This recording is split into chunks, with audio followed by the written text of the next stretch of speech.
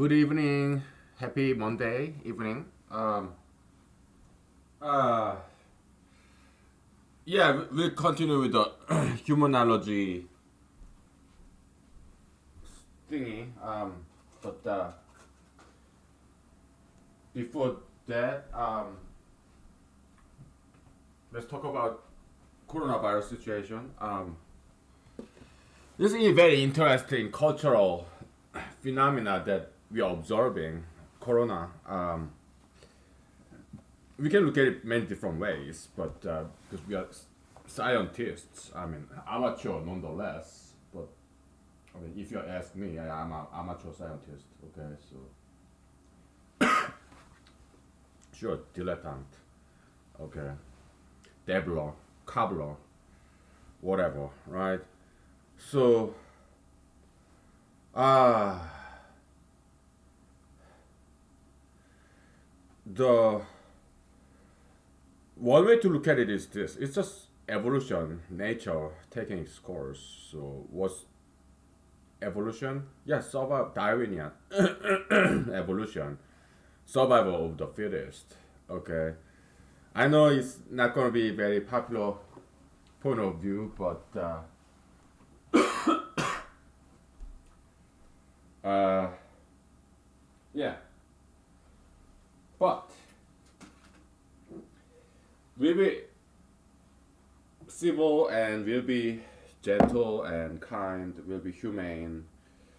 We'll be respectful, but we have to say what needs to be said. Okay, so um, we are sorry that so many people are dying from this corona virus. We are sorry. Okay, great loss. I get it, but uh, nature. There's this phrase in English, "Mother Nature," but nature is not like mother. Nature is not caring. Nature is very, very, very uh, objective and cold-hearted. Nature does not have a heart. Nature is not like a mother. Especially if you think about Darwinian evolution, scientific point of view, nature is not like mother, caring mother. Okay, nature is not nurturing. It's not. Okay, so the way Darwinian evolution works is survival of the fittest. Okay, uh, in this nature, things always change. Climate always changes. Okay, and there's always mutation.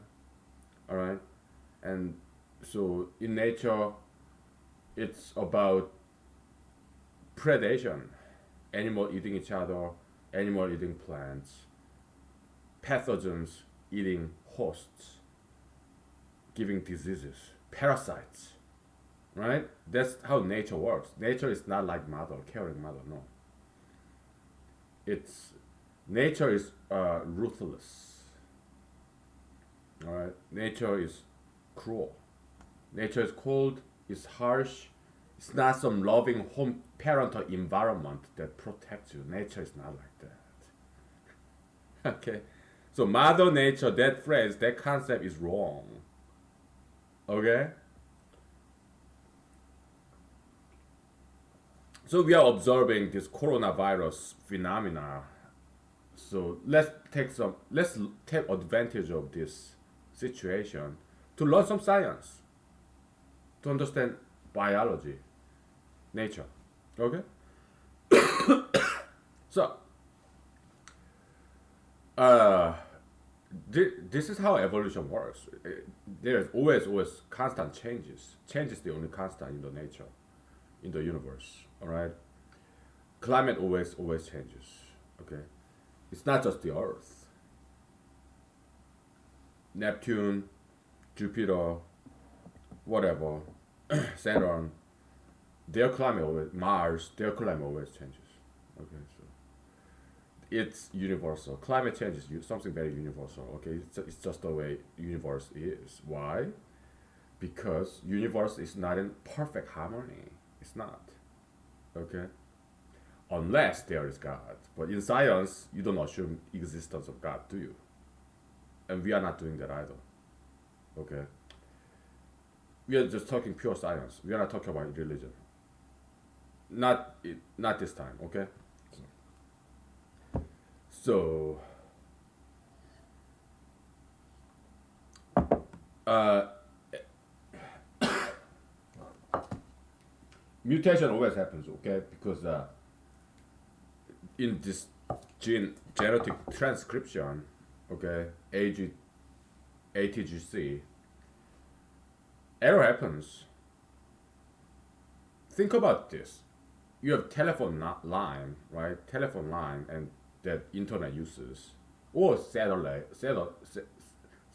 dish, whatever your internet medium is, right? Telephone line or satellite, whatever, okay? So there's this Shannon's law in computer science or electronics, okay? He was a scientist at the AT&T Bell Laboratory, okay? So information theory, basically, okay? Mr. Shannon, he studied this information laws along the transmission line, phone line, whatever, okay? So yeah, signal gets noisy, information gets lost, okay? In this digital, even digital or analog, but digital is slightly do better than, okay, so yeah, there's information loss when information transmits from one place to another place. Okay, noise in the signal. Okay, information theory. So, when information get transmitted, the genetic DNA information that get transmitted through the transcription mechanism within a single cell, like in virus, bacteria, or any animal cell, plant cell, when it divide by two, okay, mutation happens. Why?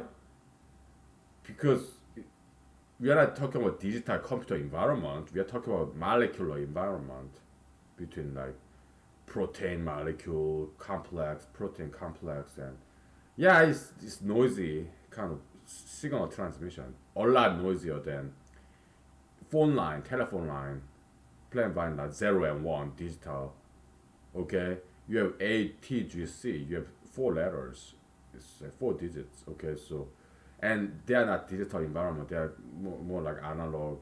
Yeah, it's kind of digital, okay, it's discrete mathematics with ATGC 4 uh,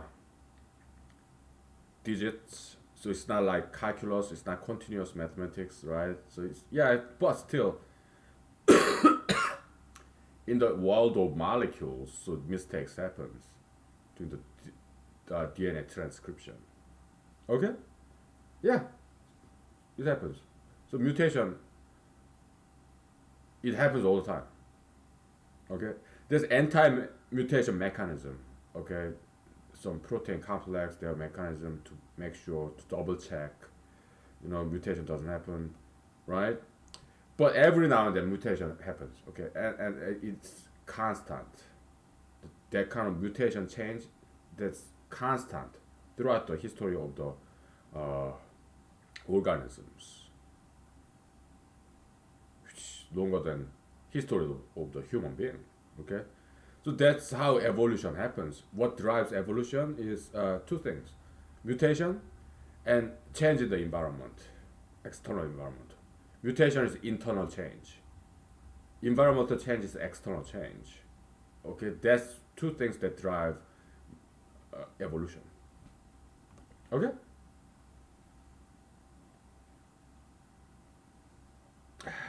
So, so this coronavirus situation is nothing new. Okay, not new in human history. It's not new in the history of organism. Okay, this is nothing new. Okay, so what happens in the nature?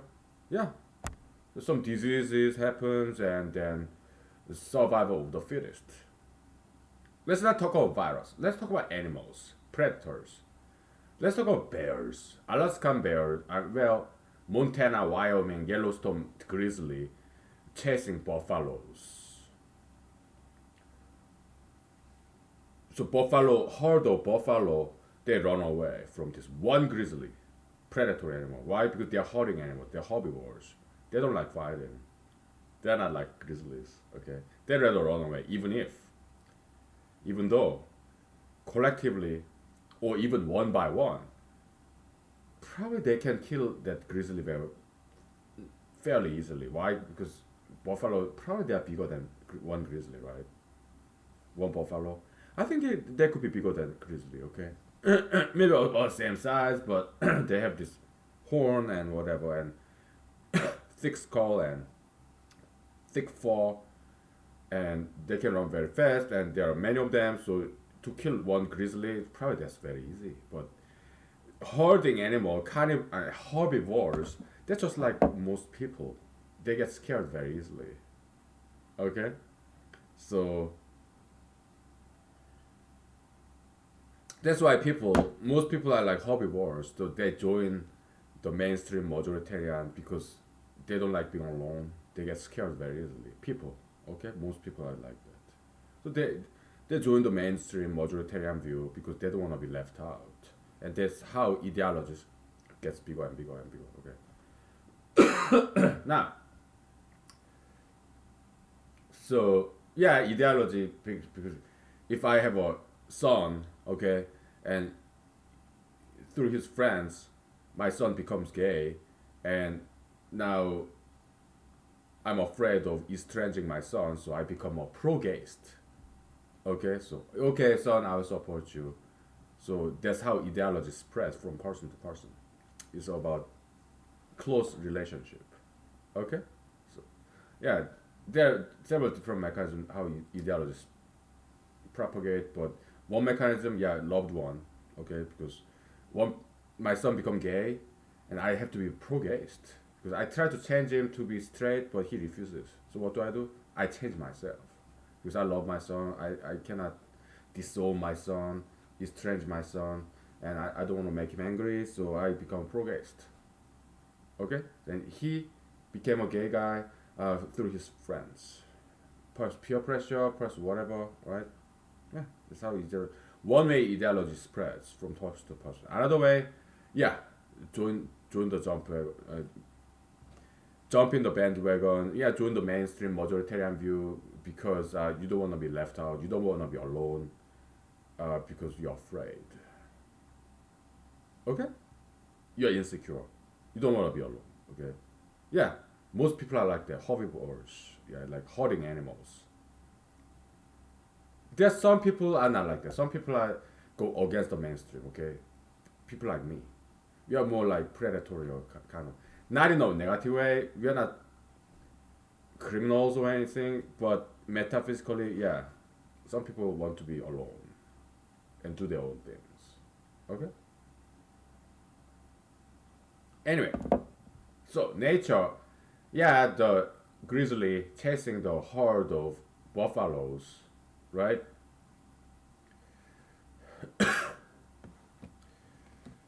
Uh, if this particular out of this 3 dozen buffaloes, if this particular buffalo is unhealthy, maybe old, maybe sick buffalo, okay, so this buffalo cannot run very fast, or young buffalo, right, or old buffalo, or sick buffalo, or injured buffalo, they will get caught by this grizzly and get killed and eaten.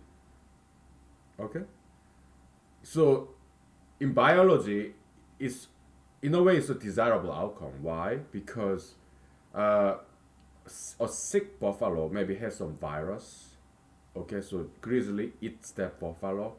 So now this diseased buffalo is killed and eliminated, such that so that the rest of the herd of buffalo is now healthy, because this diseased virus infected sick buffalo got killed by grizzly and eaten, eliminated from this herd. So the rest of the herd will be nice and healthy. Okay? Or maybe this buffalo have some genetic mutation, some disability, and cannot run very fast, get eaten by this bear. So next generation buffaloes, they will not have this genetic disease because this genetically diseased buffalo got killed and eaten by grizzly. Okay, that's zoology, evolution in animals. Okay, so yeah, I mean we human beings we are not animals, right? But yeah, just wanted to mention. Okay, you read between the lines. Okay, you fill in the blank. You read between the lines while I'm measuring this. Okay, so but there's no need to go into detail. But so we'll just take 5 minutes break and talk about something else. Okay. All right. Yeah, read between the lines, okay? So.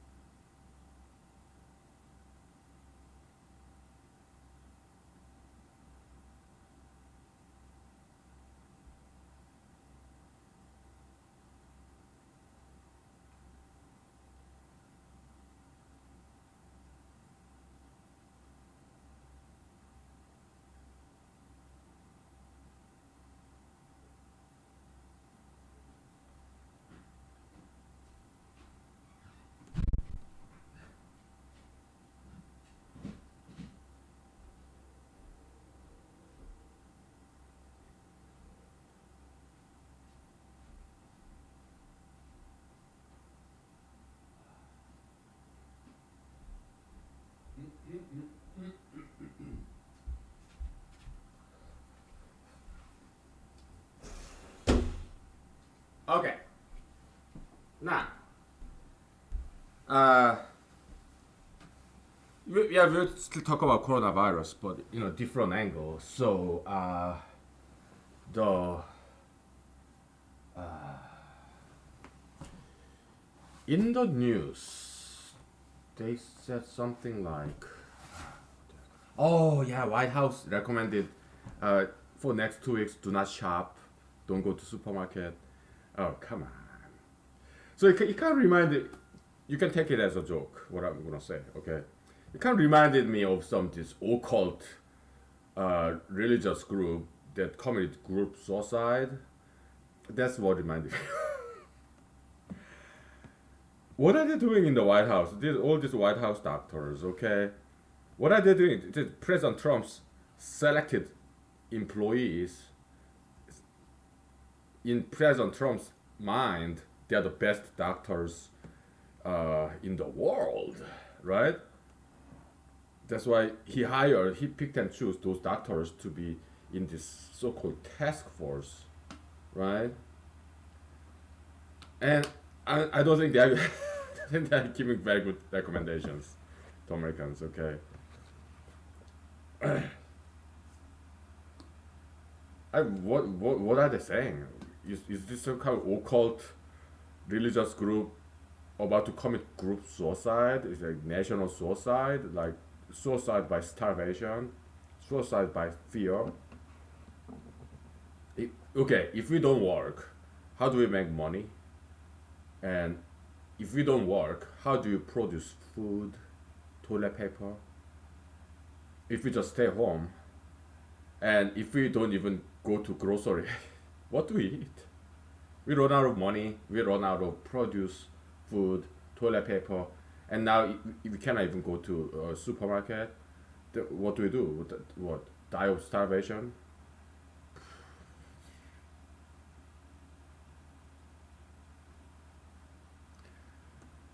I don't think that. I do not think they know what they are doing. Okay, so, but it's hilarious though. That's why we are living in a very interesting era. So I'm enjoying this really. Why? It's Corona La La Land. Streets are empty, parking lots are empty, so it's a lot easier for me to drive and to park. So yeah, I have no complaints. I go to work because I what I do for a living fall into some exception categories. Okay, so you should obey the law because otherwise they will put you in jail, fine you, big money lost. Oh, you don't want that. Yeah, you gotta obey the law, but I obey the law. I do. Okay, I'm just making some critics, satire, caricature of people in power. That's all. As an entertainment. Okay. Yeah. Just like editorial cartoonists making fun of President Trump all the time, right? Yeah. Yeah, I like President Trump. Don't get me wrong. I like him a lot. He's entertaining. Okay, I mean, he put his son-in-law in charge, Mr. Jared Kushner, right? Another interesting character, right? Hey, handsome guy, huh? But he doesn't seem to be very smart person. Maybe he's too young. Okay, so President Trump give him big job. His son-in-law, and I'm not a huge fan of that marriage, Mr. Jared Kushner and Miss Ivanka Trump. I don't like their marriage. I think my recommendation they should divorce. Okay, that'll be my recommendation. How about the child? Yeah, Mr. Jared Kushner should take their child. Okay, Ms. Ivanka Trump, I recommend her to marry a white man. Okay, Mr. Jared Kushner, he's Jewish, he's brown.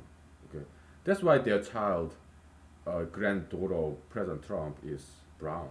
Okay, I'm not saying they're ugly. No, I'm brown.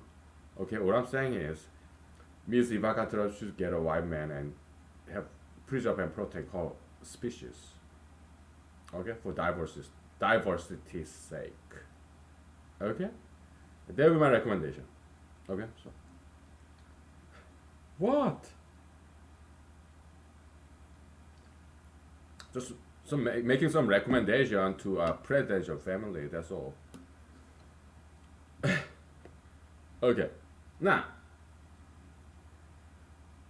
yeah, that's all I have to say. Okay, so gold box connection. We get back to it when we are ready. Now we're doing humanology, right? Because I think it's worthwhile to do because I have discovered a lot of things in humanology. Okay, first now it's time to organize what I have discovered so far by sharing it with you, and I mean it's possible that I publish this by submitting to some psychology journals.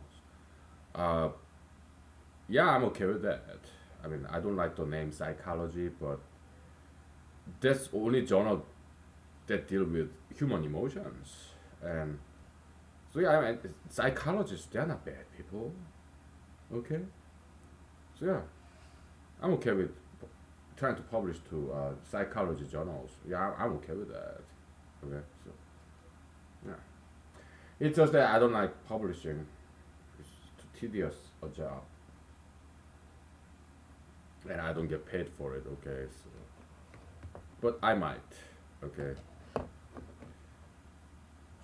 but we are not psychologists. We are humanologists. we take fundamentally different approach. Okay, Mr. Sigmund Freud, he's famous for introspection method, right? He look inside of himself. We don't do that. What do? We observe other people, and we observe our own past experiences, and we also use logic, right? And we don't do illegal drugs like Dr. Freud did. He used what? Cocaine, heroin, whatever. We don't do that. We are law-abiding citizens. We drink alcohol at home. We smoke cigarettes outside. We don't do anything illegal. We do not do anything illegal. Okay. Yeah. So, uh, our next topic is humanology. So humanology, what we have dealt with so far, we talked about emotion equation, feeling equation, right? Yeah. With dot product and the memory distance concept, emotion equation. That's one theory in humanology. Another, and we talked about ismology, study of ideologies. Okay. And then there's copiomology, and then there's didualism, and then there's copium channel, copium account. What else is there in humanology? Yeah, definition is what is good, what is bad, truth, objectivity, subjectivity. We talked about that, right?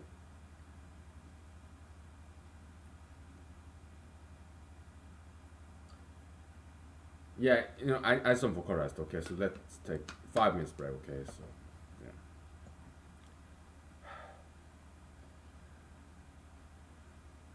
yeah. Oh yeah. Yeah.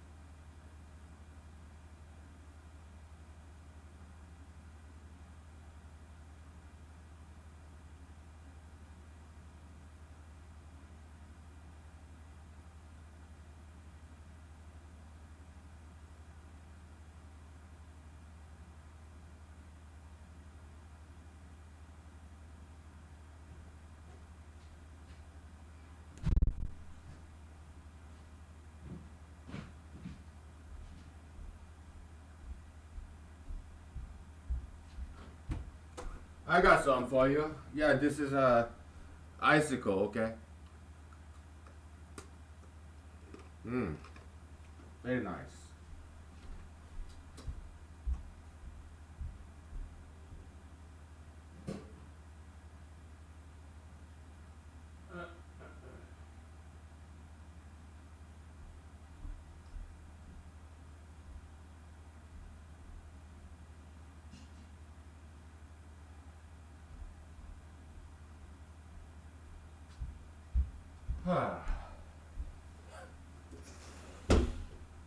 Okay, let's grab a whiteboard and start organizing other branches of humanology, okay? If you want to publish it, actually, I encourage you to publish this humanology to some psychology journals, okay? In order to educate them, okay? Because I don't want to. Publication, it's just too much work, okay? So I strongly encourage you to publish this, all right? Yeah. If you want to mention my name, go ahead, but you don't have to, okay? Just acknowledge you got it from, you got inspired by somebody else, okay? Go ahead, add your own stuff, okay? Put your name on it and make a big name, okay? So, yeah, do it. Because I don't want to publish this. Why? I don't have time. I don't get paid by publishing anything, okay? So, it's just, I don't have time for publishing things, okay? So, go ahead and publish it, right? You got my permission, okay? So, okay.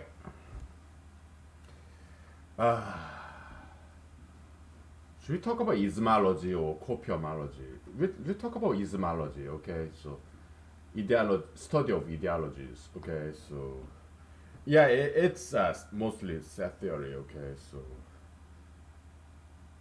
yeah, let's talk about that. By the way, I bought some margarine. Why? So I bought this hazelnut chocolate spread, right? And it's giving me like pimples on my face.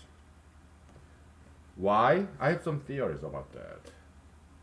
Bacteria, they love sugar. Why? Sugar is monosaccharide, all right? You have this unit of carbohydrate. It's like it's a polycarbohydrate, okay, polysaccharide, okay. It's just like protein or DNA, okay. You have single unit, and it gets chain, well, in a one-dimensional way, or sometimes two-dimensional way, but mostly one-dimensional way, okay. Just like carbohydrate, right? So you have disaccharide, trisaccharide, polysaccharide, okay. Lipid, fat work the same way, okay. Your monolipid, dilipid, trilipid, and polylipid. I don't know the terminology, okay, but yeah. So when you eat carbohydrate like rice, noodle, bread, okay, your body, your digestive juice, your enzymes, they break it down to smaller and smaller, and monosaccharide, that's sugar, okay, because it's already broken down. Your body or bacteria, this unicellular organism, they can use this instantly. They don't have to break down, okay. So bacteria love monosaccharide, and we love sugar. Why? It gives us instant energy source. You don't have to digest it. You don't have to break it down. It's already broken down, okay. So that's why sugar, it tastes sweet. It's evolutionary product to encourage consumption of sugar, so that we get instant energy source.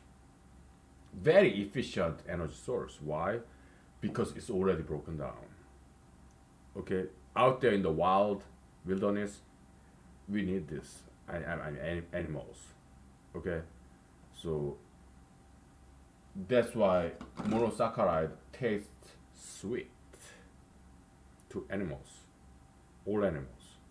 because it gives instant source of energy.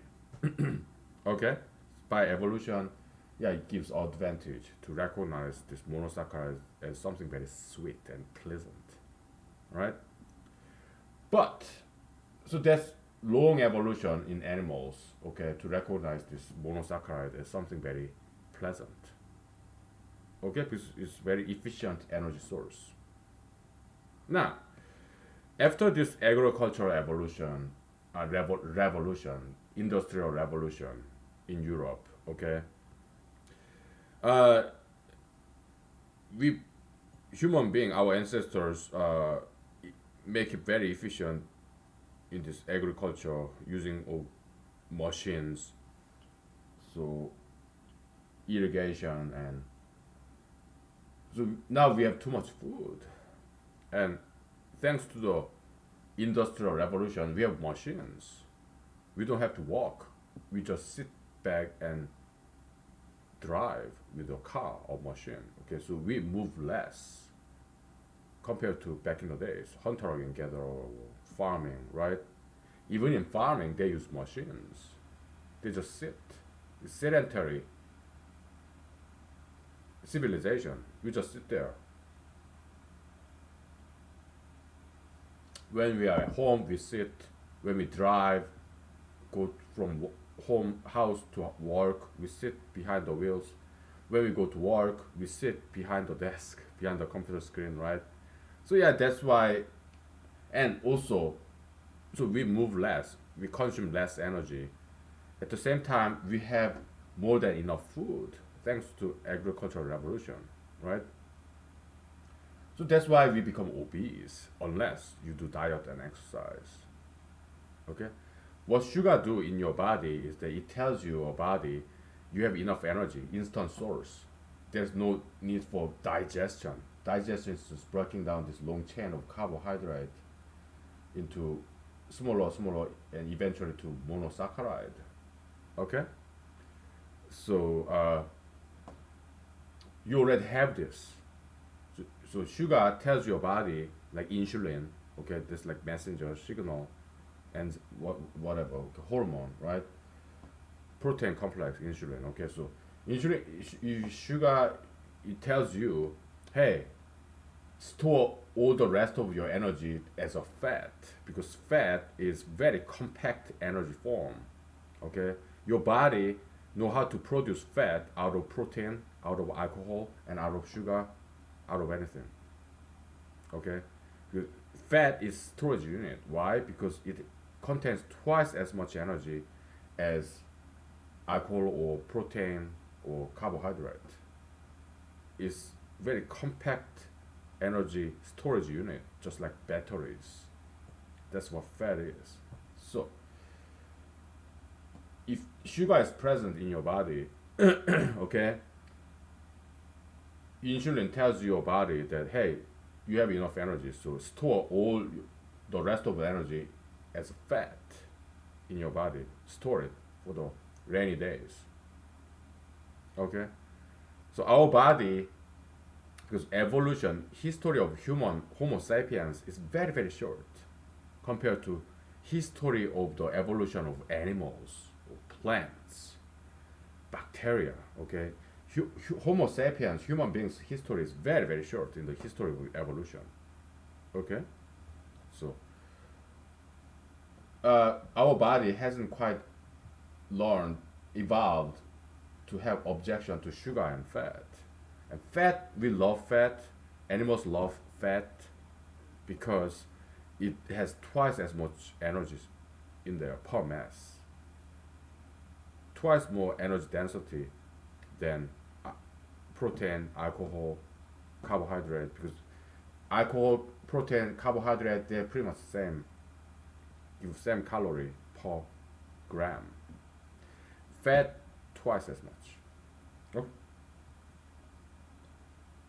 So wild animals, they love fat because they evolved to recognize this fat as something very pleasant in their tongue, in their palate, because it's an excellent source of energy, twice as efficient. Okay, sugar, instant source of energy. Okay, so that's why animals, including us humans, we love sugar and fat because it's a very good source of energy. Okay, but for us human beings, we don't need that much energy because we don't move around very much nowadays. Because thanks to all the machines, they do all the work, right? So that's the basis, scientific basis of humanology's anti-sugar fatism. Okay, but I bought the butter. I mean, not butter, margarine is plant oil based spread. Why? Maybe coronavirus situation. Maybe I'm making some excuses, so I'm taking advantage of that. And it's been very long years since I had any margarine or butter. So okay, so what's my theory about this chocolate candy giving me all pimples on my face? A pimple is nothing but bacterial infection. All right. So bacteria love sugar. So when I eat this hazelnut chocolate spread, yeah, I get a lot of sugar in my body. So bacteria they love it. So bacteria they thrive. So I'm strengthening, empowering bacterial population in my body. So maybe that's one theory. Another theory, maybe this chocolate is so yummy, it's so delicious. When I feel this pleasure of tasting, eating chocolate, I consume so much energy in appreciating this texture and this taste of wonderful chocolate. So I'm exhausted. So by appreciating this beauty of culinary beauty of this chocolate, so I'm running out of energy. So my immune system doesn't have enough energy to defend against this bacteria. So maybe I'm weakening this immune system, white blood cell. Maybe that's why bacteria overgrow, multiply too much, and give my pimples on my face. The second theory. But no matter what theory is correct, it's not just chocolate. When I eat donuts, pies that contains a lot of refined sugar, I always get pimples on my face, like here and here, and so I discarded, trashed that hazelnut container, and instead I bought that vegetable oil based bread spread. Why? This coronavirus situation, I guess I'm just making some excuse to eat those wonderful food that I haven't eaten in a long time. I'm talking about like maybe years.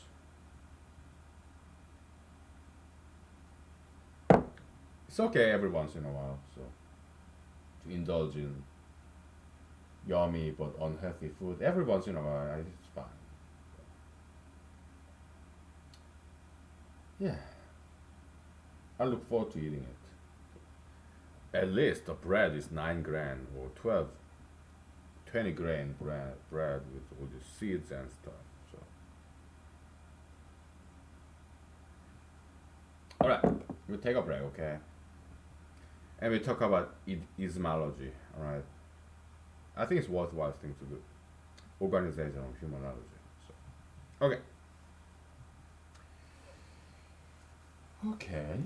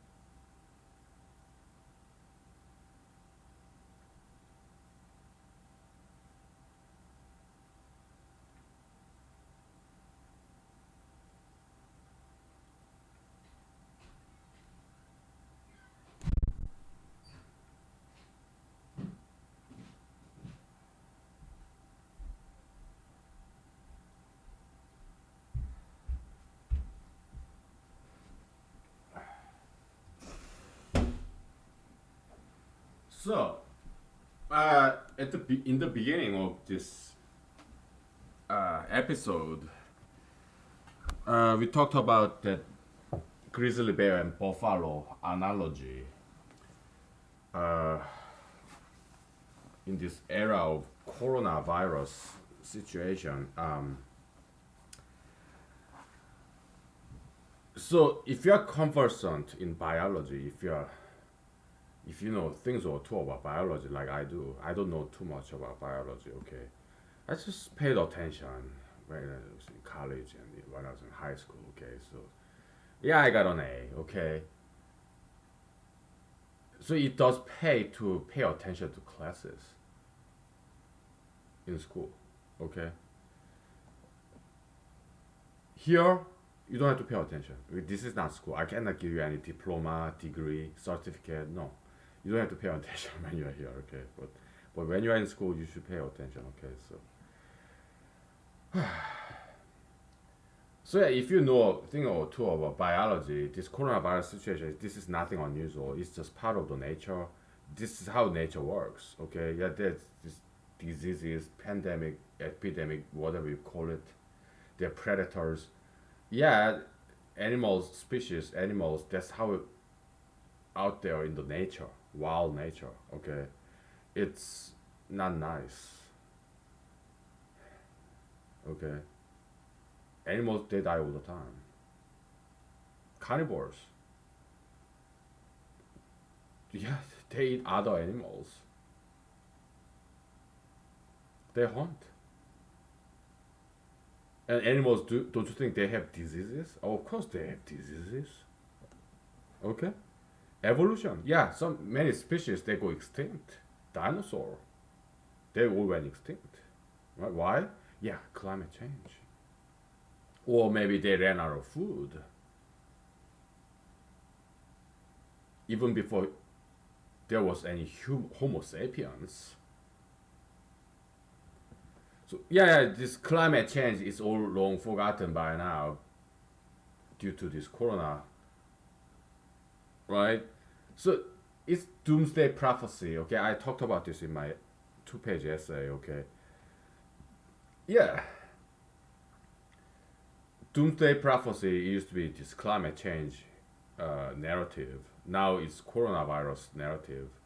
People just want fascinated. They're fascinated by this doomsday prophecy, right? And I guess it's kind of because people want to be scared. They want to be scared, just like they want to watch horror flicks. They want to go amusement park, theme park, state fair, this Ferris wheel or roller coaster ride to get scared because it's something out of ordinary. Escapism. So I guess that's why people come up with this doomsday scenario, doomsday prophecy again and again. First with, I mean, before with climate change, this everybody's gonna die because ice gonna melt, sea level will rise, and now yeah, it's coronavirus, right? Yeah, everybody's gonna die, right? Doomsday prophecy, because people enjoy that stuff, right? That's why they watch horror movie, horror flicks.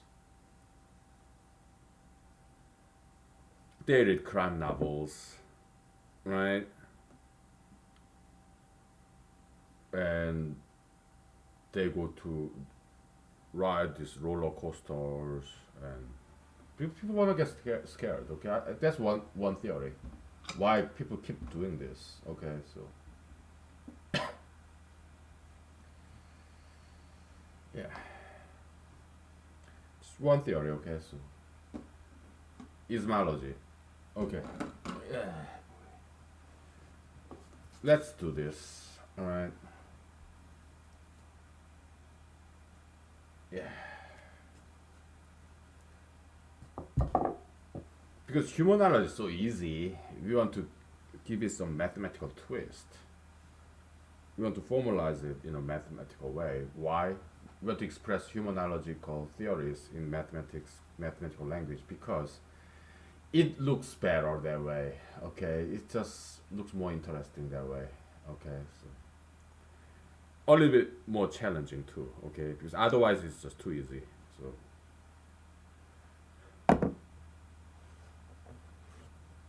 we are making it slightly more difficult so that it's more palatable, like salt and pepper, right? Otherwise, it's just yeah. We want some salt and pepper, right? So that's mathematics, mathematical spice, all right. So, or maybe some jalapeno, whatever, fish sauce, oyster sauce, all right. Okay, I love Thai fish sauce, Thai food. Oh, huge fan. Okay, ideology, all right. Ideology is set of rules, all right. Pro-gayism is this. Okay, there's gayism and pro-gayism and anti-gayism. Okay, so gayism, so ism, that's ideology. Okay, so it's behaviorism, or pro-gayism, anti-gayism, that's activism, but gayism itself is a behaviorism. Right. So what are some rules? So ism, ideology, is can be mathematically defined as set of rules. Actually, it's a vector of rules. Why? Because the ordering matters. Okay. But we just call it a set. Okay.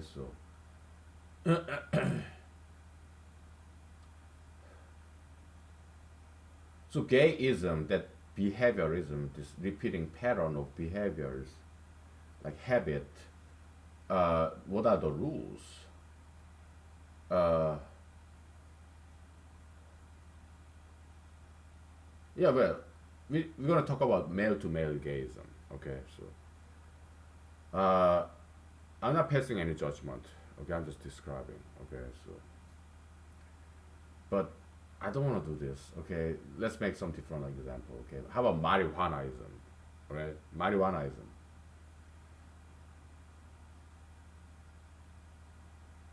What's the rule? Thou shall use marijuana. So I guess it's just one rule. So that's the mandatory kind of prescriptive rule, and there's permissive rule. Thou may smoke marijuana, or put marijuana on the pizza, or put marijuana in the cookie, or put marijuana in the muffin, or some combination thereof. So that's marijuanaism. Okay. Pro marijuanaism is activism, advocacy for marijuanaism. So marijuanaism, pro marijuanaism, and anti marijuanaism.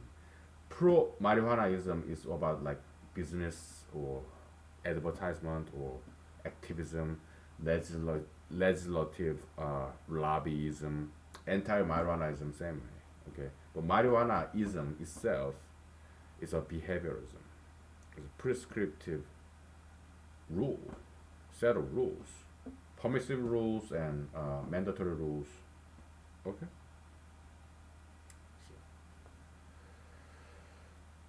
Sure. Tattooism. Okay.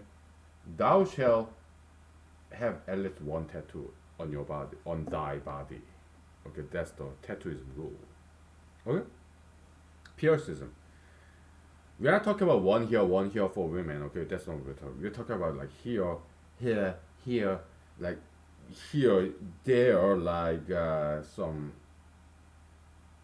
like here, like here, like here, like here, like that kind of tattoo, that kind of piercing. That's what we're talking about. Okay, so yeah, thou shall have piercing somewhere on your body, other than one here, but maybe up here, here, like that's piercism. Okay, pro piercism, advocacy thereof, anti-patriotism, uh, advocacy, they are against. Okay?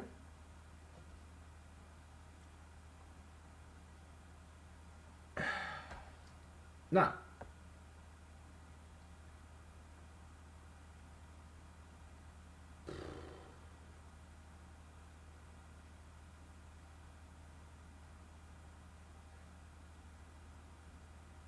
so that's ideology, right? You can have only one rule, all right? How about so, okay, those are the ideologies that we humanology, this particular brand of humanology, uh, disapprove. Okay, let's talk about some flip side, something positive, at least in the eyes of this particular brand of humanology. Okay, yeah, dietism or exerciseism. Okay, exerciseism. Thou shall do cardio 5 days a week. It could be running. So that's mandatory rule. Permissive rules. It could be running, bicycling, swimming, ground swimming, whatever. Thou shalt do cardio at least five, or hiking, cardio at least 5 times a week. Well, only 5 times a week. You don't want to do it too much. Okay. Over exercise, wear and tear. Okay, it could be as bad. Injury, right? Yeah. Thou shalt do cardiovascular exercise only 5 times a week, 5 days a week, once a day, 5 days a week.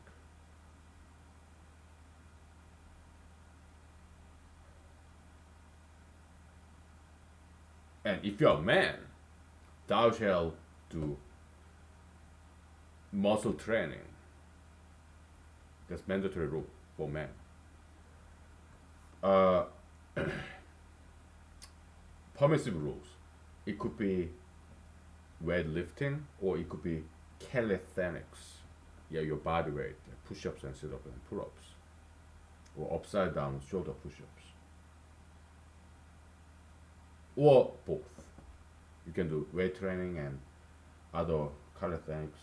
Yeah, you can do both, but at least one of them you should do 5 days a week. Okay? During the weekends, Saturday and Sunday, thou shalt do martial art and dancing. If you're a man. Oh, no, no, no. Whether you're a man or a woman, you have to do martial art and dancing. So that's human knowledge called exerciseism. How about women? If you're a young woman, then thou shalt not do too much muscle exercises. Maybe some light muscle exercise, but not too much. If thou art aged woman, thou shalt do muscle exercise, but again, not too much.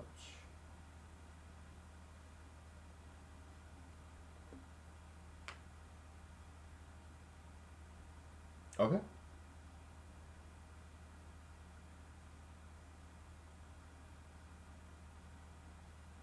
So yeah, ideology is set of rules. Let's define it. Okay, so ideology.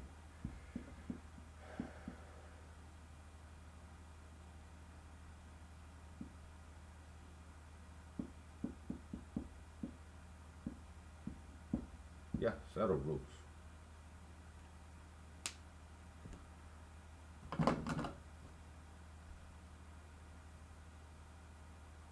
Well, permissive rules.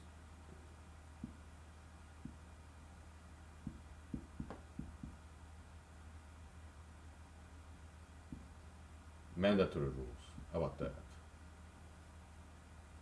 But permissive rules actually is kind of subdivision of mandatory rules. Okay, so yeah, this first draft, second draft. Uh, why don't you make second draft? Okay, yeah, you'll be double nested juxta notation. Okay, so you have to use I and J.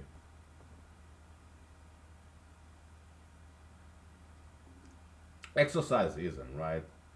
You have muscular exercise, and then you have cardiovascular exercise, right? And in each of those two categories of exercises, there are many choices, right? So let's mathematically express that, okay? Yeah, in a set theoretical way. We'll take 5 minutes. Right? It's good that we are doing this, okay? Yeah. We are being very productive. Hmm.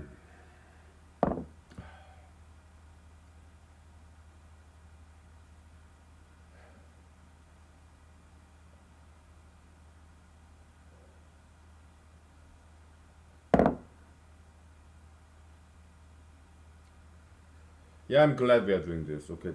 We are going into the right direction. So, good, good, very good. Yeah, let the world go away. Coronavirus. Who cares about that? You do diet and exercise, you'll be fine, okay? Personal hygiene. There's nothing to it.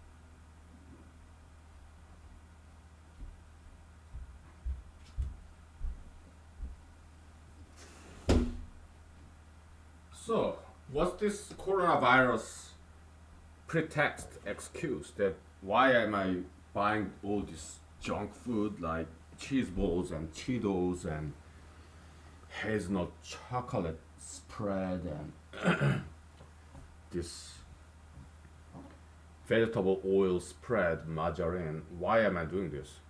Because it's been a long time since I ate those delicious food.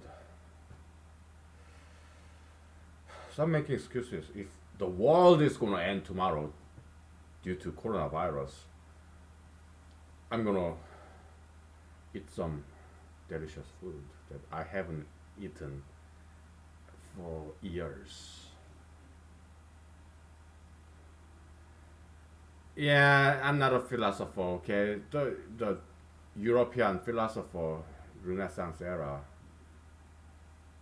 Spinoza, Baruch Spinoza, he said, if the world is gonna end tomorrow, yeah, I'm gonna plant an apple tree. He's a philosopher, I'm not. If world goes to end tomorrow, I'm gonna eat cheese and candies, and that's what I would do. If world gonna end tomorrow, okay? What would you do? Let's take a break from all this. What would you do if world's gonna end tomorrow? Huh? What would you do? Get a lady and get laid? If you ask me, no. I'm not gonna do that. Why? Too much drama, okay? No, and also I'm not a popular guy among ladies, okay? So I just go to Walmart, buy all the candies like Almond Joy, Snickers, Butterfinger, and Reese's cups, and cheese and pizza, spaghetti meatball, and yeah, hazelnut chocolate spread, and fried chicken, and burgers, and that's what I would do if the world is gonna end tomorrow. Okay, I mean it.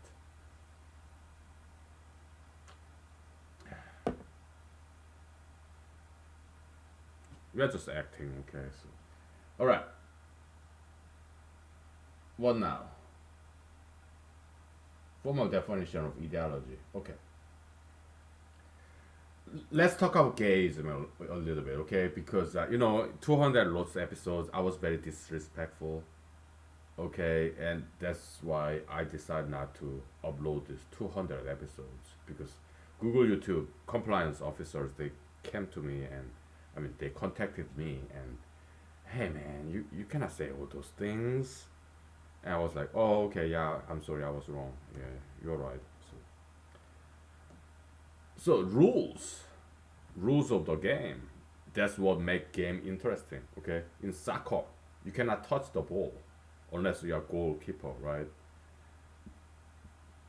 And in basketball, you have to dribble as you walk or run, right? Yeah, rules, that's what makes game a game. A game, you have video game, you have chess game, board game, is set of rules. A game can be defined as a set of rules. Okay? That's what makes game interesting. Right? So yeah, Google YouTube, yeah, they say, hey, you gotta read this Google YouTube policy. And I did. Like twice or thrice, okay? It's good rules, okay? So now it's more interesting, right? Let's talk about gayism. Okay, what are the rules of gayism? It's like this. And I will not be offensive, I will be very nuanced, circumlocutory, okay? And it will be a lot more interesting than me being just blunt and okay. So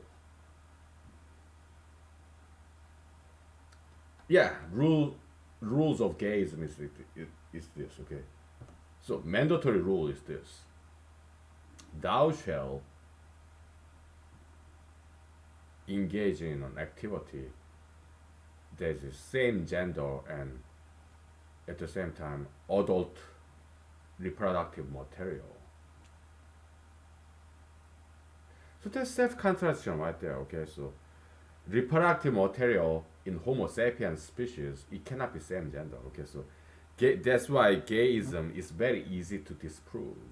It's very easy to prove the unsoundness, easy to disprove the soundness of gayism. It's just very easy. Okay, so disprove soundness or prove unsoundness of gayism is very easy. Self-contradiction right there. Okay, reproductive activity, but Homo sapiens species happen to be a heterosexual reproduction mode, so yeah, the self-contradiction right there. Okay, so but let's just go along with this narrative. Okay, so thou shall engage in some activity uh, that is adult reproductive activity, but it has to be same gender. All right. Okay. So that's the mandatory rule. Now, permissive rules. Thou may watch online adult videos that is same gender based. Or thou may read novel or magazine that is same gender reproductive activity adult.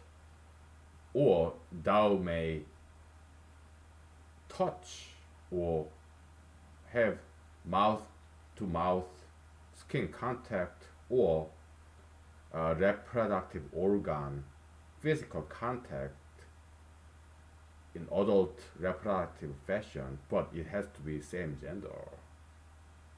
Okay, so that's permissive rules. They give a lot of choices. Or thou may think, adult reproductive way when thou watch a same gender individual on the street or in the train or anywhere, or maybe even on television, internet, anywhere. Yeah, thou may think in same gender adult reproductive way when you see same gender person on TV, on the street. Okay, so I cannot maintain my straight face when I say these things. Okay, because come on. So that's that. Okay.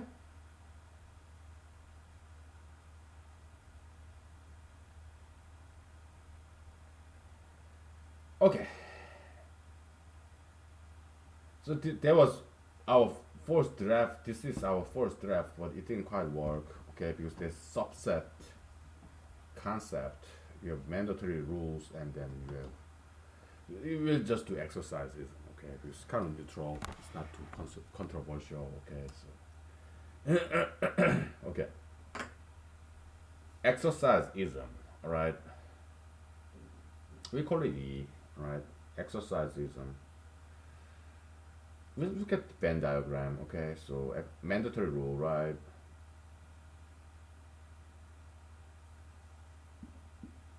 Mandatory exerciseism.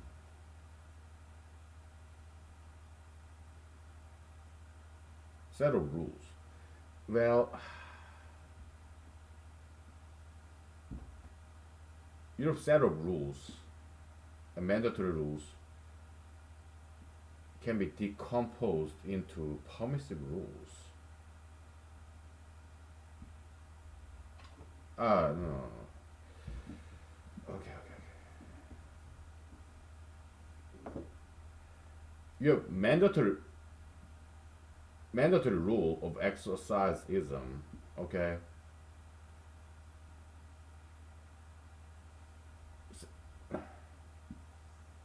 In this particular instance, you have mandatory rule of exerciseism, but it's about cardiovascular exercises. Okay?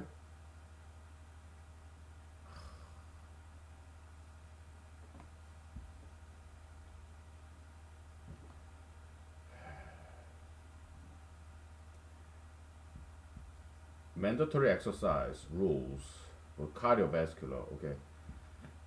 And mandatory, permissive, prescriptive, mandatory, obligatory, okay? You just the obligatory. Okay, so obligatory exercise rule. Uh, Cardiovascular or muscular. Okay, so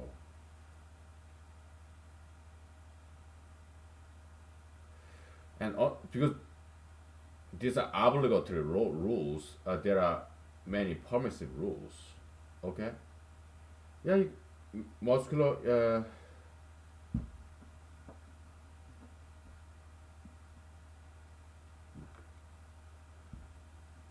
It could be weightlifting, right?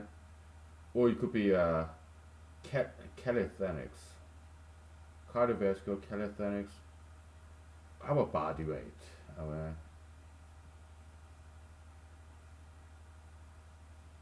Now, cardiovascular. It could be like swimming, cycling, bicycle. This all collision of these characters. Okay, so bicycle, cycle,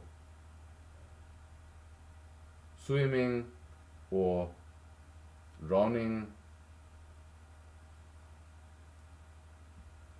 row. Okay, running or swimming. Yeah, sigma. Okay, or dancing, delta. Okay, or martial art, mu. Okay, okay. You got the idea, right? So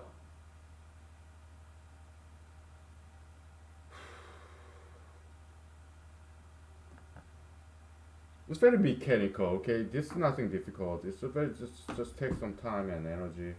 Very mechanical. We're just breaking things down. Okay, so uh, ideology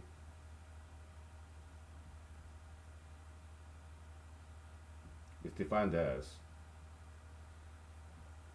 a set of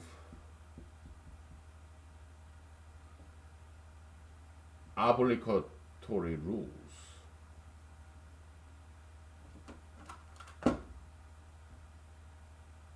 and set of well, this ideology I, right, this particular ideology and set of obligatory rules,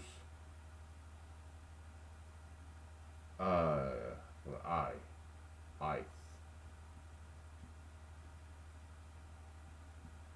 is equal to I obligatory rule, like muscular exercise rule. Okay, it can be further decomposed into set of subsets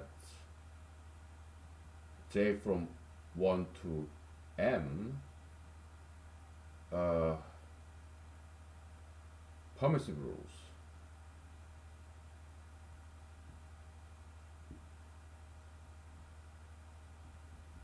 There we go. We are running out of space for the indices. Okay, so that's why in tensor calculus they because you run out of space in position for indices. Okay, so there you have it. All right. So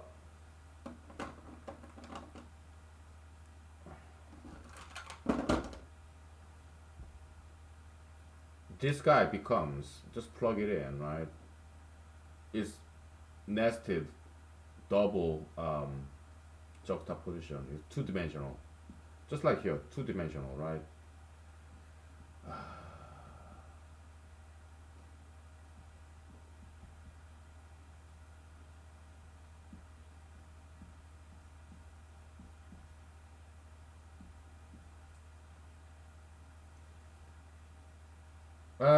We can do better actually.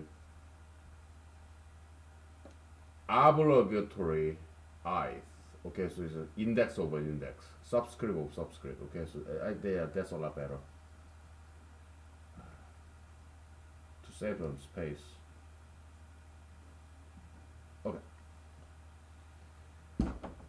There we go. You have it.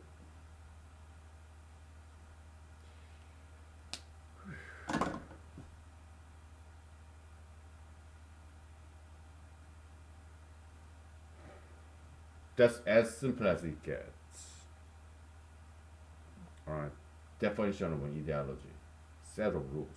Two-dimensional set. Okay? Like a matrix.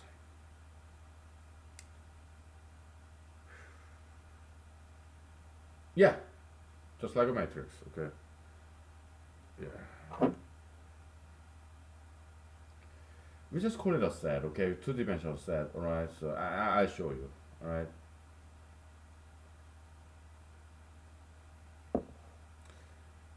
After 5 minutes break. Alright. Very good, I like this, okay? This is cool, alright? We are coordinate independent, we're value neutral. We talked about gayism, we talked about exercisism, we talked about marijuanaism, okay? We are not passing any value judgment on ideologies, okay? We are being fair and equal, egalitarian, non-discriminatory, right? Yeah, we are being very neutral, objective, okay? Because this definition is invariant, is coordinate invariant. It's applicable to any ideologies out there. We don't pass any judgment in ideologies. This definition of ideology is applicable to gayism, exercisism, whatever ideology out there. Okay? Yeah. It's a two-dimensional set. Obligatory rules, and inside of obligatory rules, you have permissive rules. And I show you in a matrix fashion, two-dimensional fashion. Okay, so very good. Yeah, we're making good progress. Take 5 minutes. Okay.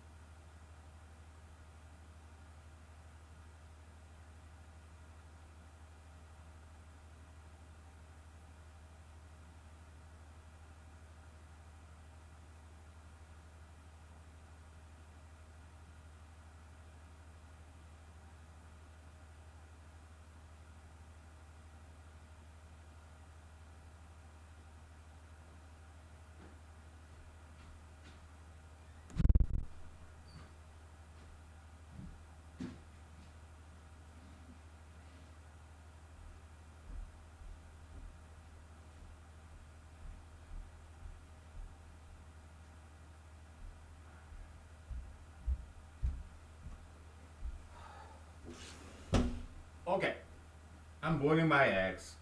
I made a mistake here. Okay, so it's when it comes to mandatory rules, it has to be conjunction, not disjunction. Okay, so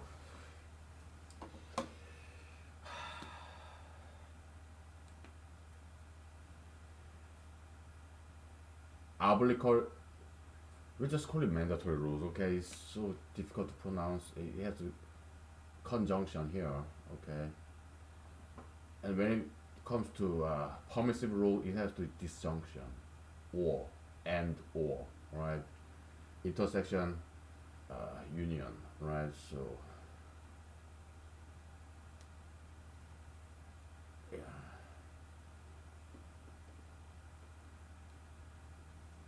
there we go. Whew. Write this down.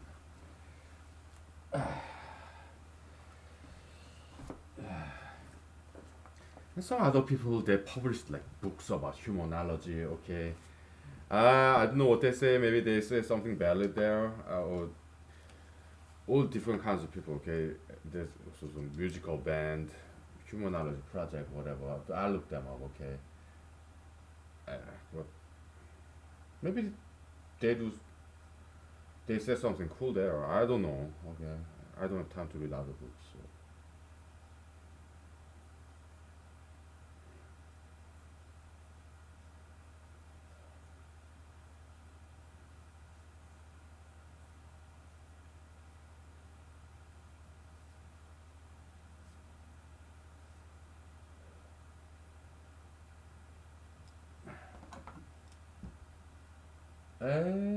Yeah, we do need that. How about that?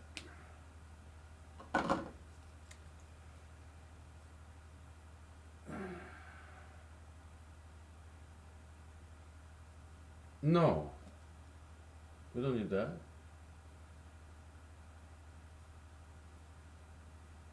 Hmm.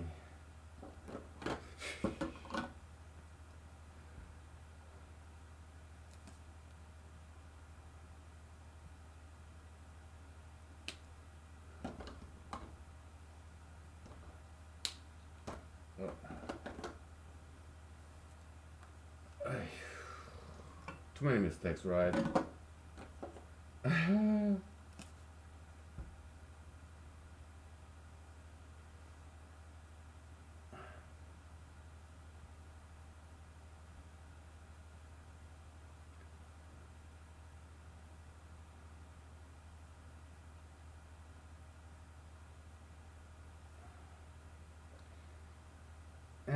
My goodness. Yeah.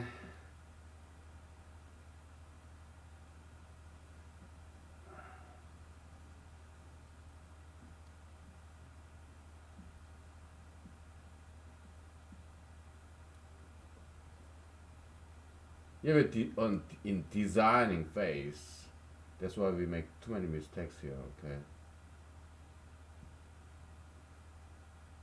Instead of you calling it PJ, why do we just call it P? Eh? Permissive. Designing faith, right? Yeah.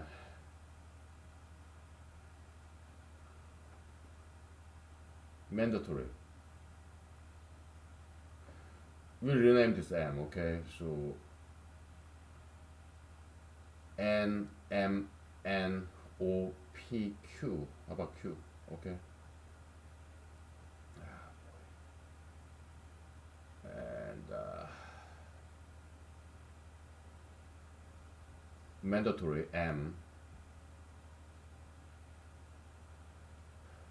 You know what? We call it X and Y.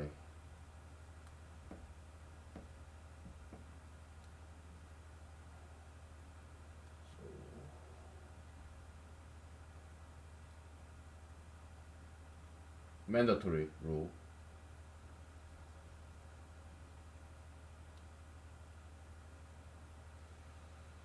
And permissive rules.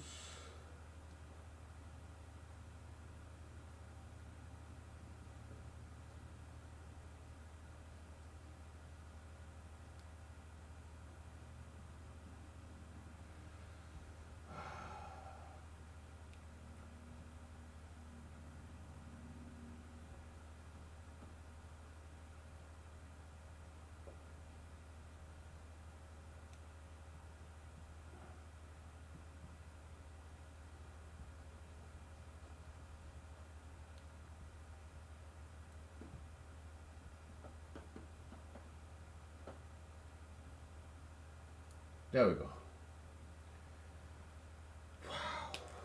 There's a lot of editing, right?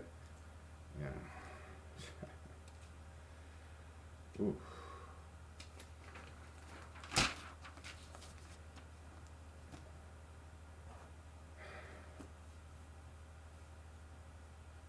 Very mechanical process.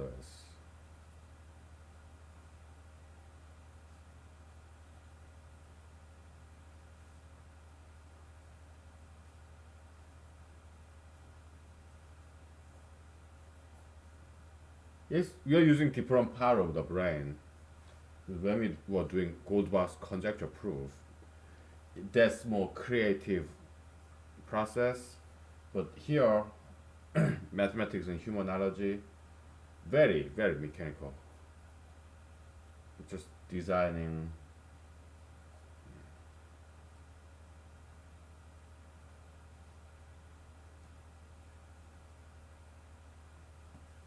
There we go. Whew.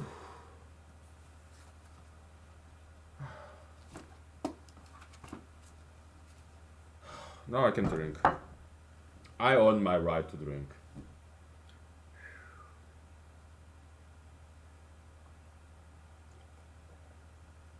It's like playing this metaphysical organ, mathematical organ. Organists, they are fantastic, right? They use their 2 feet, 2 hands. Yeah. If you ask Mozart, he even used his nose to come up with this chord that has like 11 notes. Okay, so maybe you can come up with some chord with 12 notes using your nose and your tongue, like.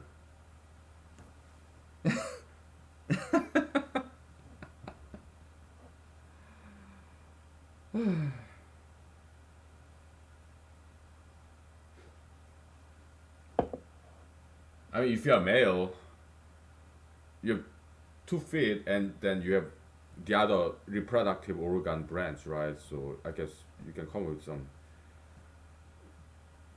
more number of notes using chord. Just kidding, all right? Yeah. Oh, I'm tired.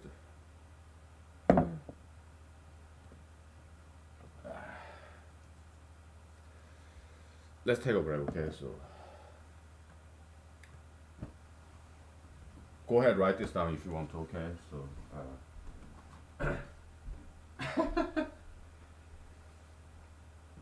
If you want to publish this, good luck. All right. Just kidding. Yeah, it can be published, sure. If you can explain this very well, and we'll explain this after break, okay? So.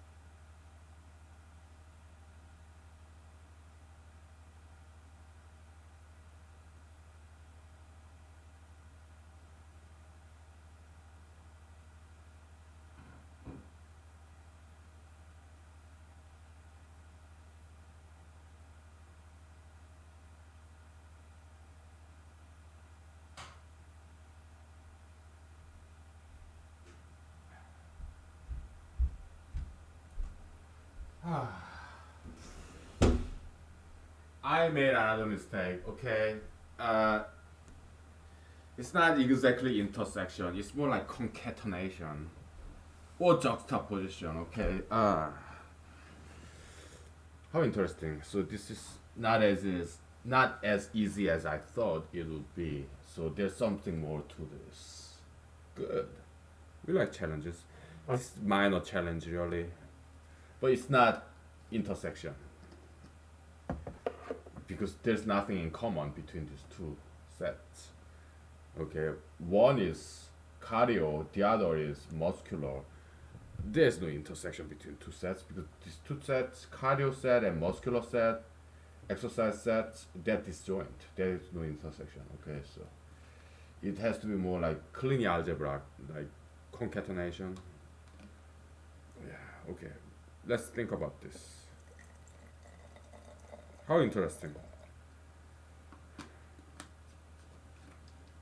But it's easy. This is minor challenge. Really. This isn't real challenge at all. It's easy stuff. We just need some time to think it through. Okay. See, we are doing our job, right? Yeah, coronavirus situation, who cares? We do diet and exercise. We are healthy. We do personal hygiene. Yeah. We do our job, right?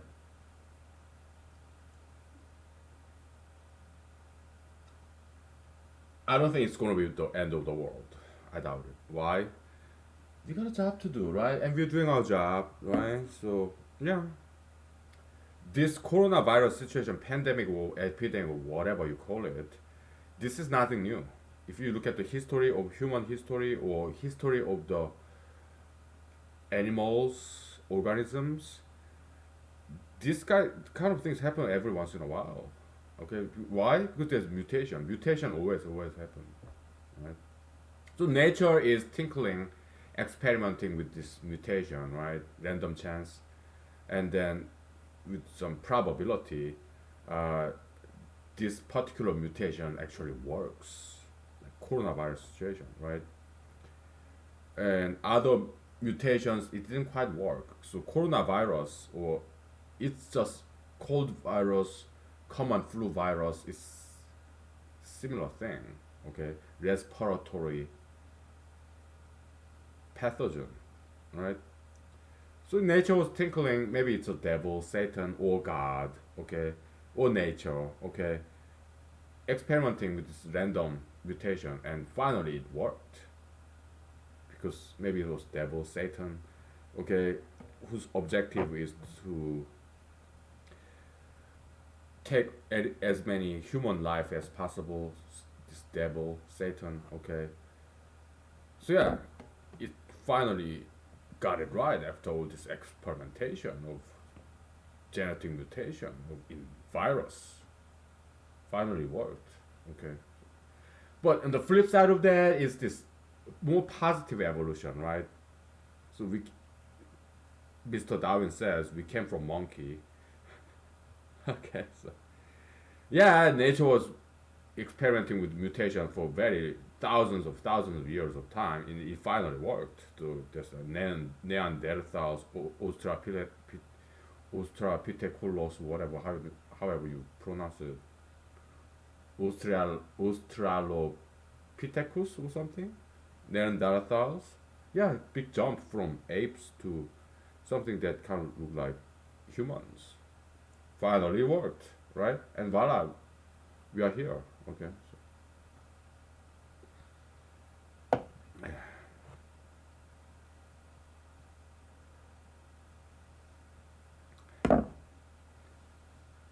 Okay. So what kind of apparatus should we use? Should we use this clean algebra, this concatenation, or juxtaposition, or what should we use? So that's it's not intersection, but it's like concatenation, clean algebra thing. How about union? It's not exactly union, okay? It's like because when it comes to cardio, yeah, you can do swim and riding a bicycle. You can do both. Well, just one of them, or you can do three of them, or one of them, or two of them. Okay, so it's not quite union concept. Okay, it's more like a power set and subset of the power set. So we probably need some clean algebra here. Okay, so or we may have to define our brand new algebra. Okay, making use of some clean concept, right? Yeah. Then we're gonna need another whiteboard. No problem. I have many whiteboards. Okay, so let's go get one.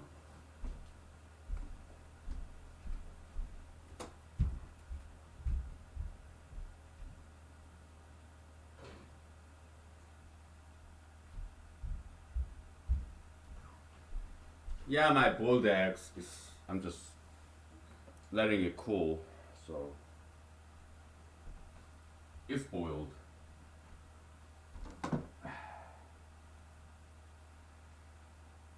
Okay.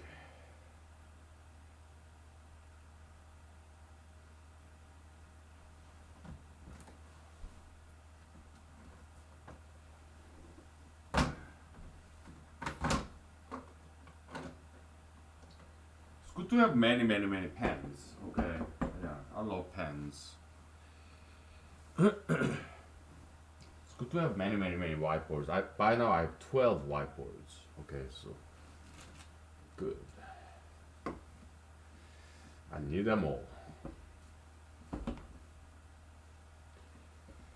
Yeah, in Korea, China, Japan, there's what's called 문방사우, 문방사우. Okay, what's that? It's like in this chamber of a scholar, you have four friends. There's like paper, ink, and palette, and brush, right? So yeah, there's Korean calligraphy, Korean painting. Okay, they use ink, black ink, and they have this palette that you can grind this ink stick, and then you have brush, and then you have paper. Okay, that's Asian style painting and also calligraphy. All right. Or scholars for friends, because back in the days in Asia, China, Korea, Japan, Taiwan, well, Taiwan is kind of a new country, right? But China, Korea, Japan, yeah, the scholars, they're also artists, poets. Okay, calligraphy and also painting. You know, they paint trees, rocks, animals. Okay, yeah, yeah, ink, brush, palette, paper. Scholars for friends, all right. Yeah, they also wrote books, right? Yeah, but they also painted as well. Okay.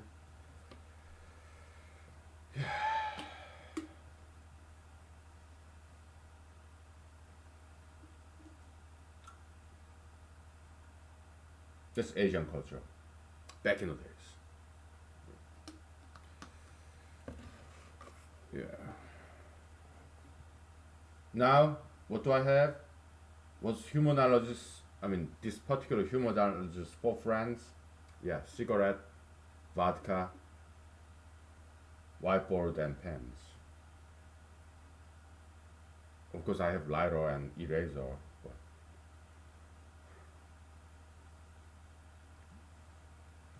I mean, Mumbang Sao, yeah, they have ink stick, but they need water to make this liquid ink. They grind it in this stone, hard pellet.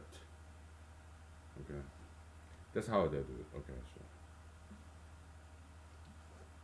so I think we need to come up with our brand new algebra. Okay, and we'll get some hints from clean algebra. Okay, but it will be a little bit different, but quite similar. Okay, let's start with clean algebra. Okay, so Mr. Stephen Cleany, he was a professor of mathematics in University of Wisconsin Madison. So mathematics library is named after him.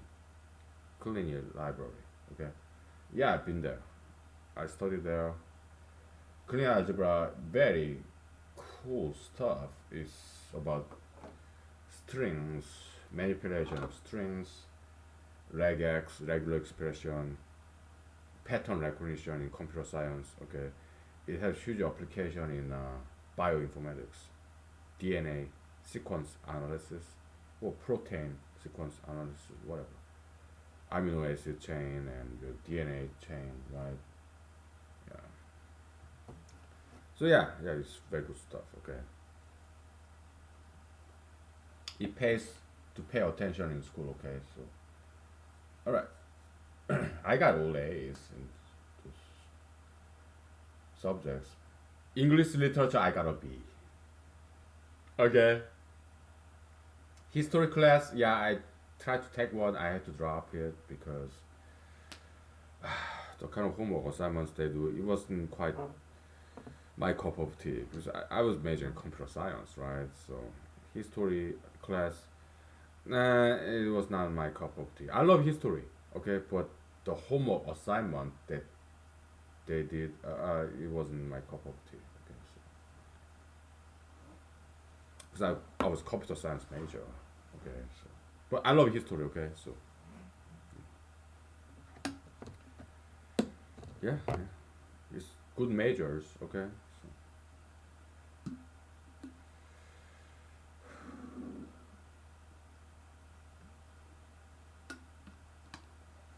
So, okay.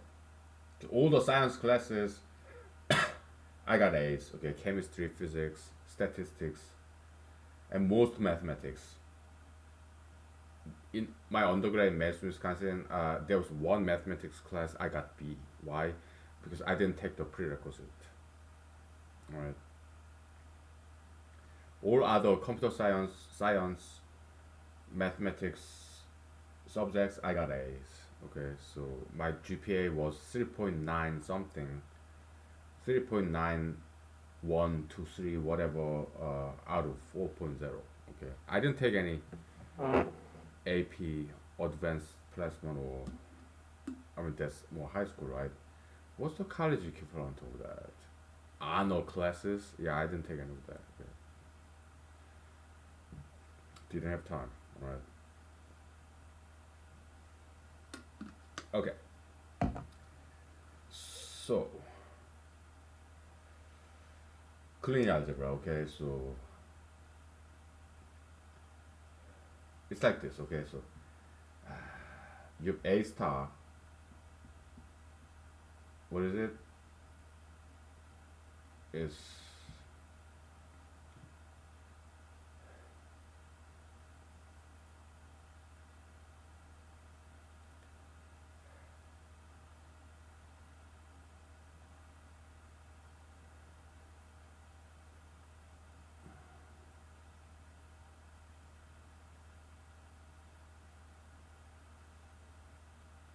it's we're gonna introduce this dot notation. Okay. So x dot. Okay. What is it? What is this notation? It's on any arbitrary element of this set x. Okay, so what is set x?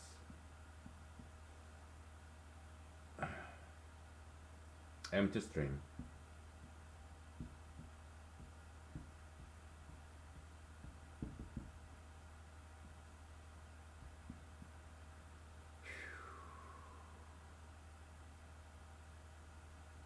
Well, union.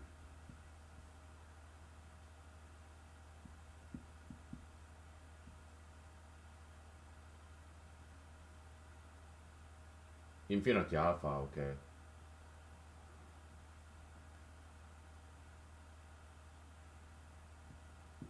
Okay? When a to the I is how many a's are there? Okay, so string concatenation. Okay, so this guy a squared, a triple, a cube, blah blah blah. Okay? Yeah. Okay? A plus in clean algebra. Why that? And why is defined as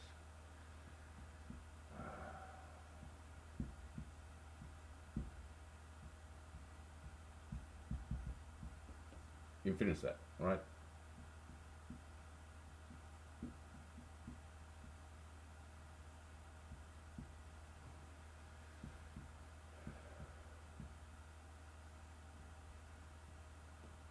Okay, so that's clean algebra, all right? And part of that, or part thereof. Yes. Yeah, good old days brings up good memories. So after UW medicine, I went to Cornell University to do my PhD. Yeah, I dropped out after 2 years, but yeah, I met this computer science professor who are in his 50s or 60s. And I took his class, and I mean, he would tell us PhD candidates that he actually met Professor Collini. Okay, because he was theoretical computer scientist. Okay, so yeah, so and I went to his what professor open hours, right? Yeah, professor have this open hours. I don't remember what it's called. Visit hours. I don't know. Question hours. Okay, so we students visit professor's office during that open hours, right? Window. Sometimes we have to wait in the hallway, right? Yeah. So I pay visit to his office and hey professor, yeah, I'm from UW Madison, Wisconsin, and yeah, I the mathematics library named after Miss Professor Clenny that you met, and yeah, I'm from UW Madison, and I studied and used to study in this Clenny mathematics library.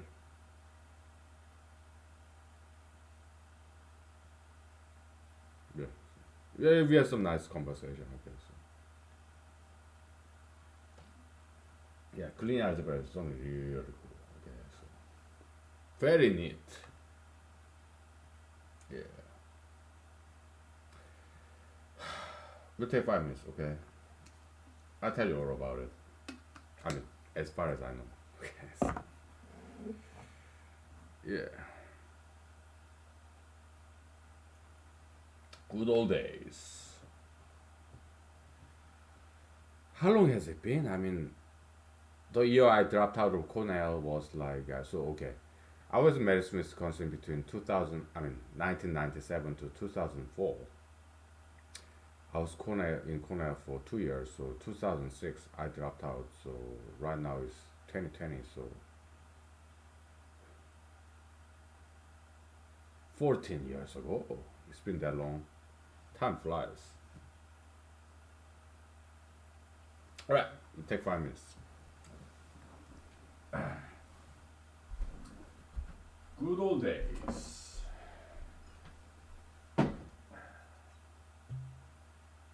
Man, this Italian, Californian, American wine is so good. This is the last cup. It just go down so smoothly, so I drink so fast when it comes to Italian, Californian, American wine. It's so good.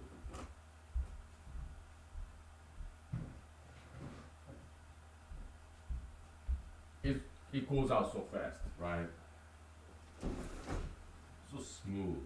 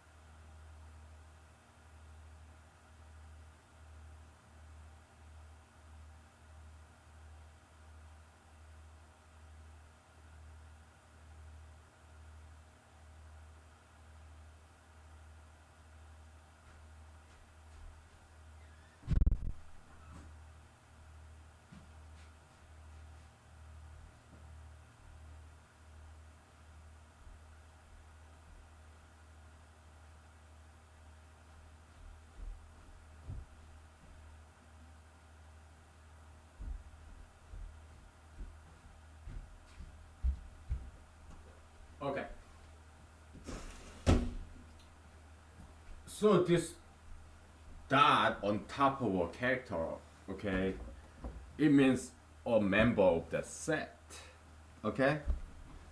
Any. It's like class representative, okay? So just one guy representing this high school class, like right, like this high school prom king, prom queen, whatever, right? Just representative, okay? Just any member of this class, this set, we denote it as dot on top, like Indian dot, Hinduist dot. But it's good. Why? Because it's paint, right? It's not tattoo. It's not permanent. You can erase it, right? Yeah, you can change the color. Okay, so that's fine. Yeah, Sir Isaac Newton, he used this dot notation to denote first derivative, the speed. Okay, second derivative dot dot. But it was not popular because Leibniz, his competitor, came up with better notation, dy dx, right? D squared x, dy d squared y dx squared. Okay, that turn out to be superior notation or convention. Okay, so whatever. Okay, am I going too fast? Well, look it up. Kleene algebra. How do you spell Kleene? K-L-E-E-N-E. Okay. Yeah. Like Kleenex. Okay. Kleene algebra is really cool stuff. Okay. It's like Italian wine. It's so go down so smoothly, right? Regex, regular expression, string manipulation, pattern recognition. Okay. It's really cool stuff. And the computer programming language that's very handy and dandy about this regex is Perl. Uh, Perl. All right. I don't know what it stands for. Okay.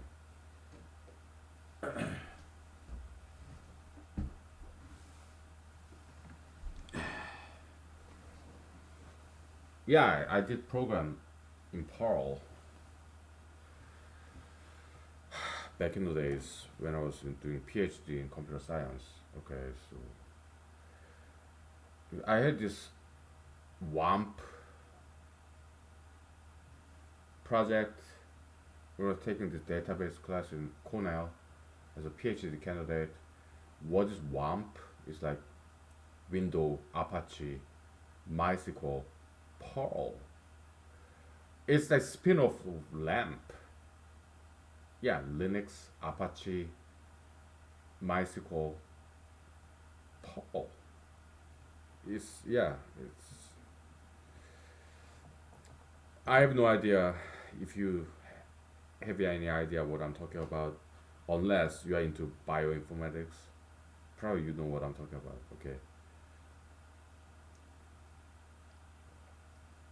Yeah, it's just this database server, right? Standalone. Yeah, I made my own WAMP server, window based, Apache, okay, and then MySQL and Perl, okay. Linux, yeah, I love Linux, okay. It's just that in Cornell we used Windows, okay. When I was in Madison, Wisconsin, yeah, we used Linux, Unix, okay, Emacs, VI, okay, yeah, old school, okay. Shell, right? Yeah, Shell console. We did all that stuff back in the days. Okay. Oh, Linux. There's so many different versions of Linux, right? Beautiful operating system. Okay. You have this one computer screen, right? But you can have multiple desktop. That's kind of Linux invention. Okay, you can go to the left, to the right, screen like switches. Okay, very aesthetic. The wallpaper, fantastic. We love Linux, man. We love Linux, Unix. Yeah, all that stuff. Good old days. Bring some good old memories, huh? Okay. All right. So we got this, right? Yeah. Let's apply this for our own purposes. All right. So now we're gonna have to define brand new algebra. Okay. So yeah, we do this quite often. Okay. We are very creative individuals. We are not quite elitist materials. Why? Because we are more laid back. We have time to think. We don't want to consume ourselves with homeworks, exams. No, we just want to lay back. That's why I never was able to go to Harvard, MIT, Stanford, though I did apply to them, because I'm not elitist material. Okay, I'm not working. I don't work too hard. I don't study too hard. I study some, work some, but the rest of the time I want to just sit back and have my own creative time.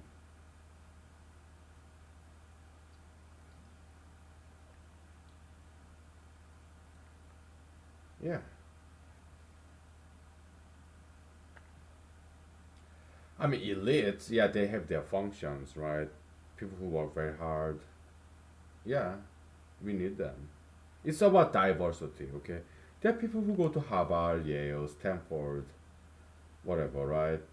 And then there are rest of us, okay? And some of us get married, have kids, very important. And some others, like me, we just stay single and we think it's division of labor. We need people who get married. We need people who go to Harvard. Yeah. And we also need people like me who kind of laid back, kind of lazy a little bit, right? Uh, but people like me, yeah, we do our job. Creativity, kind of like teenage ninja mutant turtle, whatever. Yeah, creative individuals. Yeah, there's some of us, right? Maybe you are one of them. I don't know. Okay,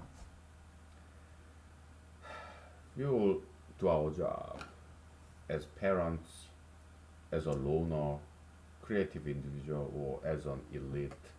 It's division of labor, diversity. We need that. All of we need all of those different individuals.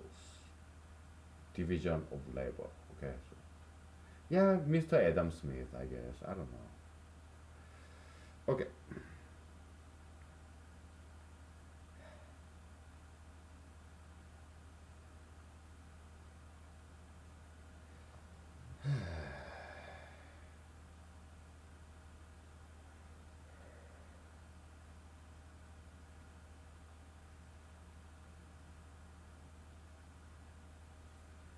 Let's the set A, set X. All right.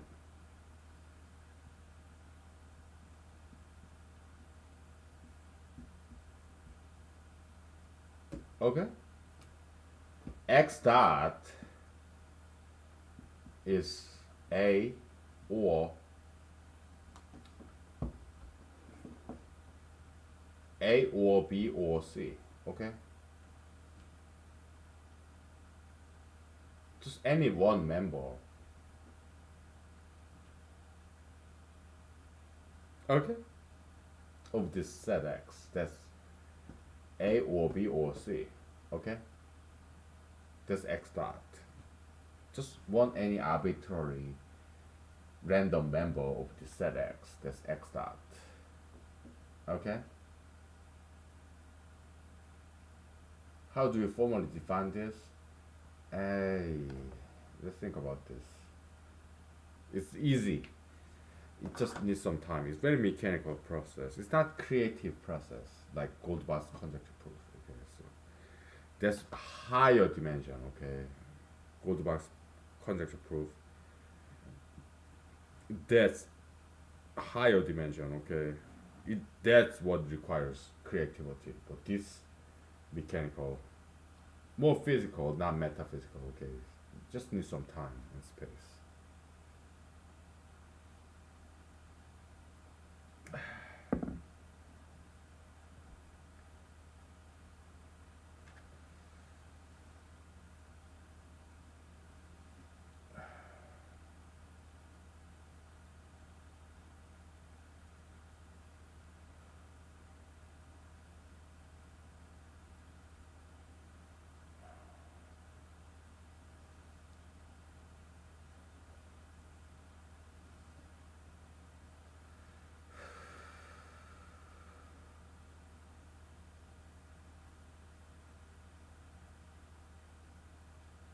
Okay, let's redefine X. Okay,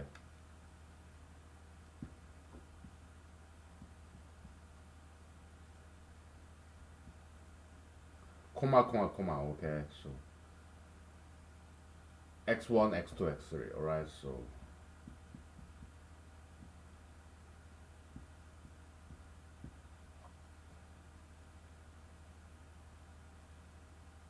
then x dot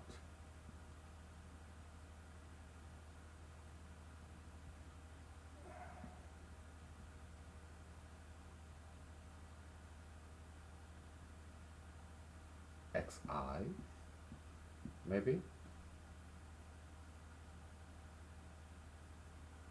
Okay, we need inverse function of this juxtaposition, juxta juxtaposition of notation. Okay, okay, we need this inverse function. Oh, I get it. Okay, okay.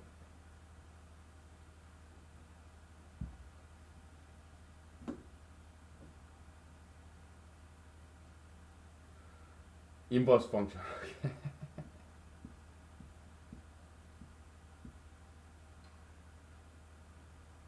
If we define this as such, then xi is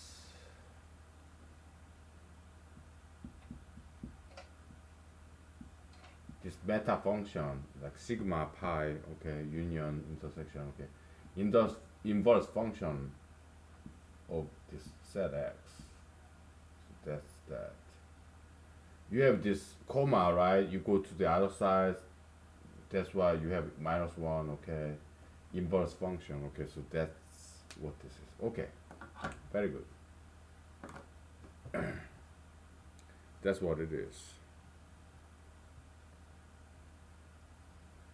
And because this is so bulky, we're gonna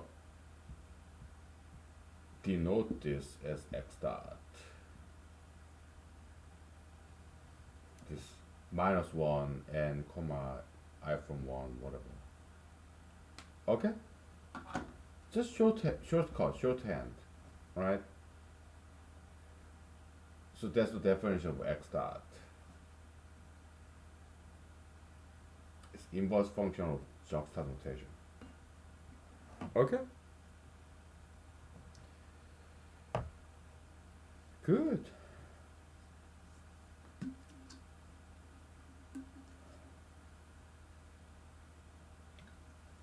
We are being very formalistic, very mathematically rigorous, alright?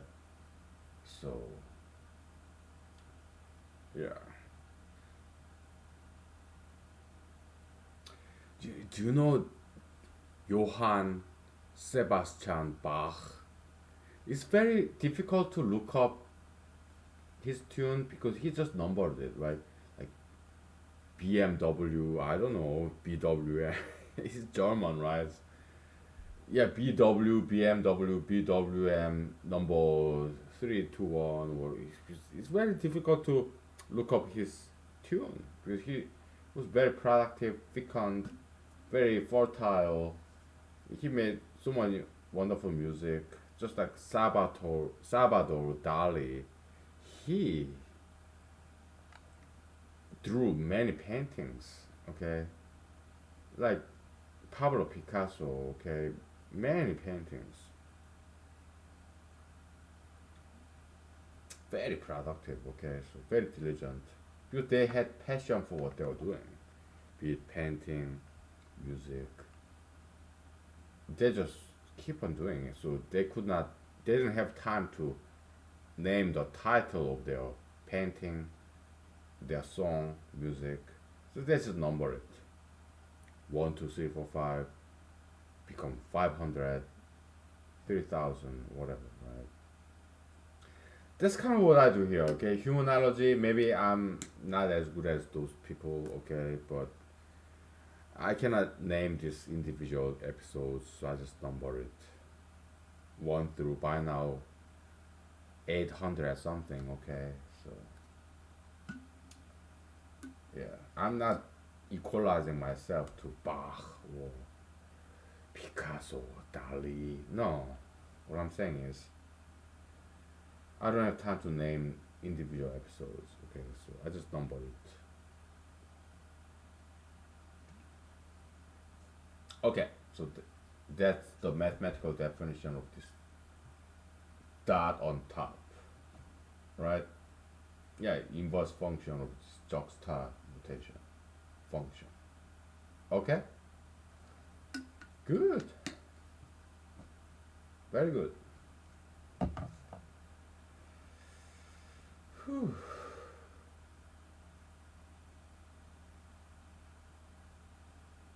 We'll take 5 minutes. All right, we have 30 minutes left. So,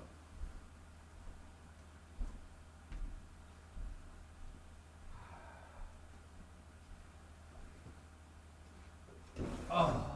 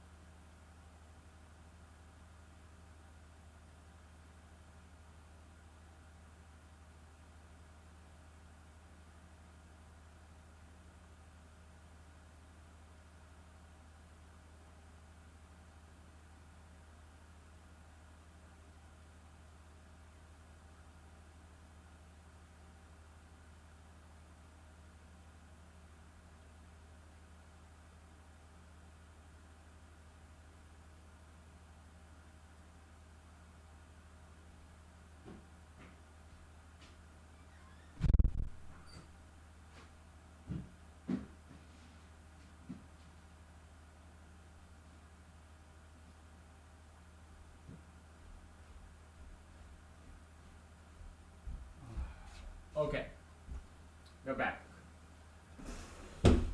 How about we talk about Mr. Bob Dylan, right? Yeah, I like about three songs of his. Mr. Tambourine Man and Times They Are Changing, and another song that I don't know the name of. Da da da da da da da da da da da da da da da da da da da da. He was very good with this harmonica, right? Yeah, he's cool. He got Nobel Prize in literature. I was like, obviously, nowadays there's no good writers. You have to dig up the dirt and excavate from this old school folk singer in America to award this Nobel Prize in literature. Is it like Norway or Sweden, Finland? I don't know. Somewhere in Scandinavia up there. But yeah, I guess it was not too bad a choice. But he's cool. Yeah. Yeah, times they are changing. Yeah, he was featured in this movie, Hollywood movie. What was that? Watchmen, right? Let me stop and restart because I don't want to lose this footage. Okay, so this is the only way I can save. Yeah, software programmers. Okay, they should do better job. Okay, graceful degradation. Okay, maybe they didn't pay enough attention in their classes. Okay,